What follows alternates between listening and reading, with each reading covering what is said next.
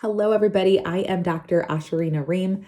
I'm a licensed clinical psychologist and a perinatal mental health specialist, meaning I specialize in the care for women throughout their fertility experience, pregnancy, and postpartum. I am also a mom, which is probably my most challenging job. And today I'm going to be here to talk to you all about anxiety and managing anxiety. This is a big one. This is something that comes up in so many of my sessions with my clients, and it's something that I've experienced personally. So I have a different perspective on it. I have that personal experience with it. So it's not like something that I'm just telling people to work through. So what is anxiety? Anxiety is our fear response, and it's not a bad thing. When we are having this response, this framework of fight or flight, as some of you may have heard, it is protective and it preserves who we are as people, and it helps us and it tells us that, hey, we need to get up and move, respond, or do something because we are in danger. And that is something that we need, right? So a lot of our feelings are actually signals. And if they are working well, like for example, if a bear was running toward you and you are feeling anxious, it's a very good response system to tell you like, hey, you need to move and you need to move quickly. But when you're experiencing generalized anxiety or postpartum anxiety, your alert system might be off. I think of it like a fire alarm. When there's a fire and a fire alarm is going off, this is great, right? We know that something is up, we need to take care of it, and we need to find the problem. But when we're experiencing that anxiety disorder, now our body is responding every time there's a fire drill. So there's really no fire, but our body is telling us that there's something wrong, we need to respond, and that's not actually the case, and it's not accurate.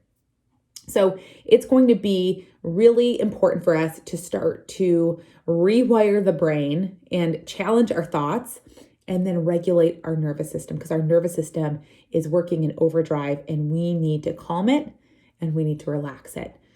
So if we start off with calming our body with relaxation skills, this is very important because these relaxation skills will send messages to our brain that say, hey, I'm actually safe.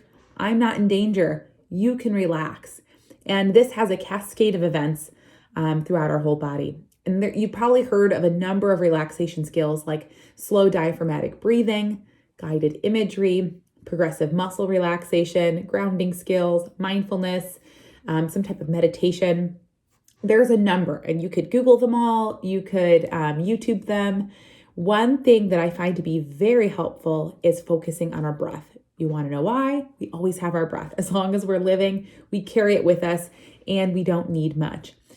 So when we're focused on slow diaphragmatic breathing, what I tell my clients is that the most important part of slow diaphragmatic breathing is the pace of our breathing, that we slow it down, not the depth.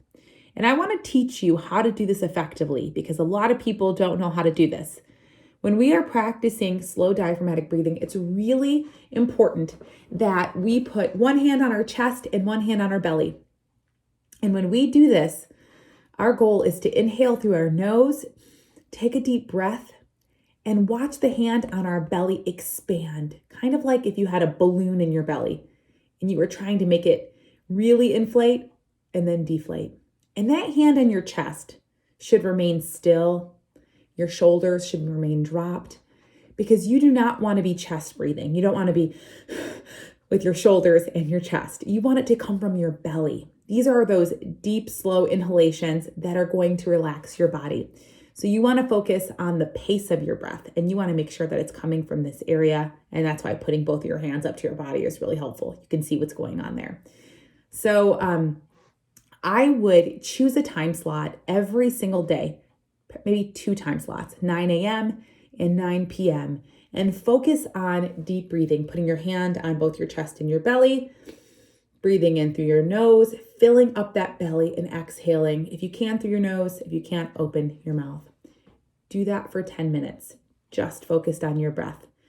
And repeat this, like I said, twice a day for 10 to 15 minutes and do it when you are in a neutral state. So not when you're in crisis or when you need some support because something really big is going on. You want to practice when nothing is going on, so that when you really, really need those tools and you are in like an anxious state, that you know how to access those skills.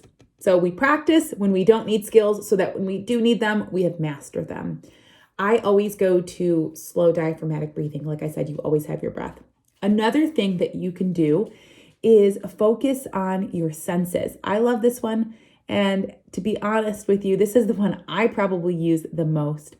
And what I do is I ground myself with my senses, particularly when I'm anxious, because our anxiety takes us so far into the future, into all of these other places that we don't want to be.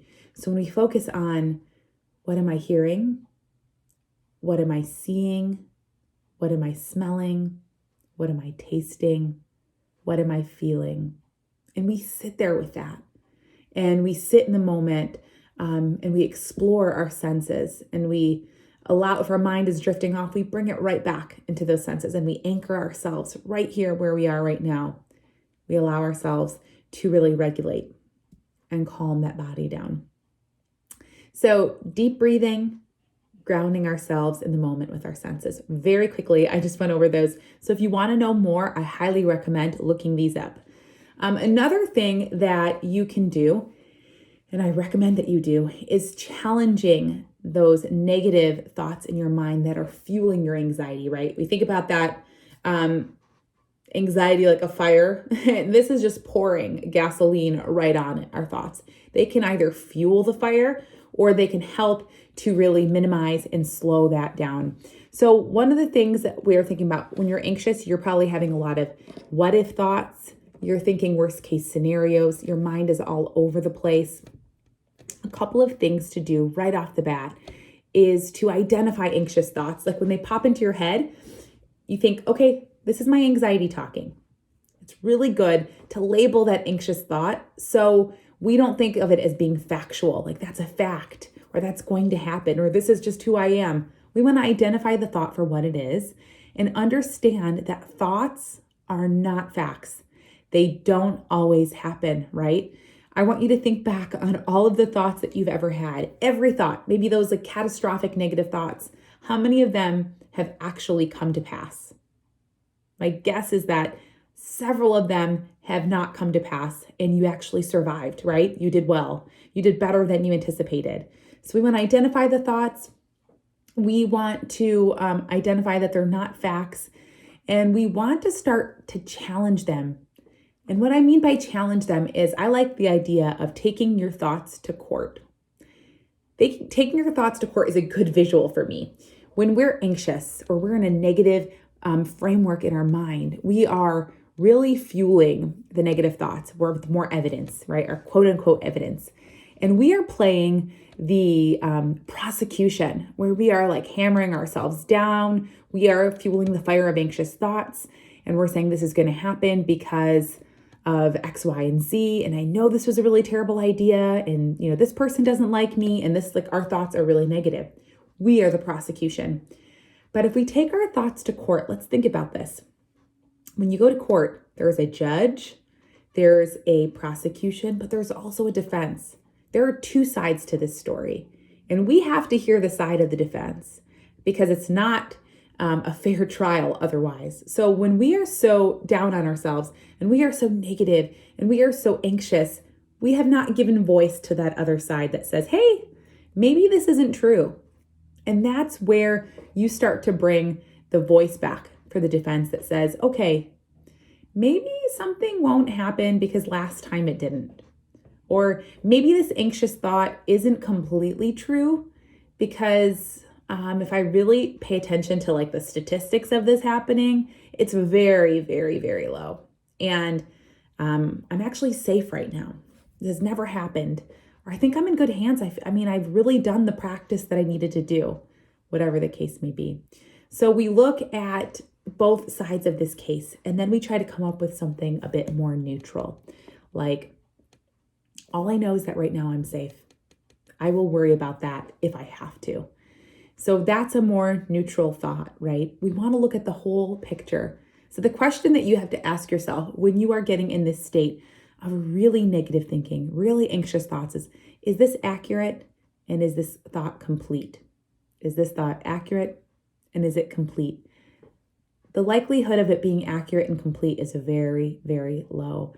I really want you to get into the habit of challenging negative thinking, stopping it right in its tracks, and thinking about what the defense would say. Write it down, log those thoughts, write them down, and come up with more neutral thinking patterns. I know that this is a lot of information to talk about in one short session, but I just want to review really quickly. We talked about calming our nervous system physically. It's like that mechanical de-stressing where we want to focus on deep breathing. And we also talked about grounding ourselves with our senses. If you need more help with this stuff, look up scripts on YouTube or on Google. And you can also focus on your thoughts, like we talked about. Is this thought accurate? Is it complete? And what is the full picture? If I took this thought to court, what would the judge say? Because I didn't really give both sides of the story. Write that stuff down. Practice naming those anxious thoughts. Practice challenging them. You are not what you think. Your thoughts are not facts, and you're allowed to have a more flexible view of it all. If you want more help with this kind of stuff, follow me at Psyched Mommy. I talk about anxiety frequently, and I give you tools frequently. Thank you so much for joining me today, and I hope this was helpful.